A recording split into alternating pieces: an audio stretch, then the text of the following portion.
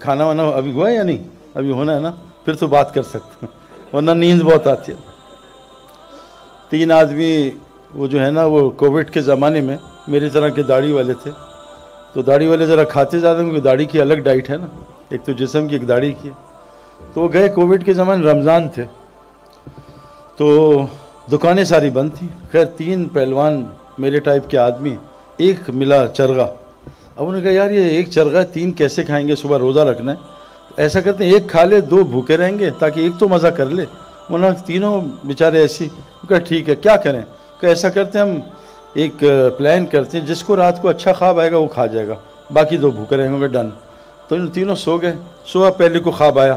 وہ ذرا چھوٹا کھلاڑی تھا، اس کے بعد مجھے بڑا اچھا خواب ہے، ایک فرشتہ مجھے آیا، صبح اٹھو، میں کہا کہاں جانا ہے، کہا تمہیں میں دنیا کی سیر کراؤں، وہ مجھے امریکہ لے گیا، کینیڈا لے گیا، وینکوور لے گیا،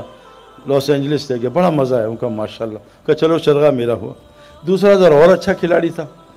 اس نے کہا میرا خواب مت پوچھو، میرا خواب ایسا تھا، ایک فرشتہ ہے، اس نے کہا تمہیں جنت کی سیر کراؤں، جنت میں لے گیا، فردوس میں شراب کی نہریں، دودھ کی نہریں، حوریں حوریں، اور زبردست، کہا چرغا میرا ہوا۔ تیسرا بہت تیز تھا، وہ شاید آفریدی تھا، تو کہا مجھ سے تو مت پوچھو،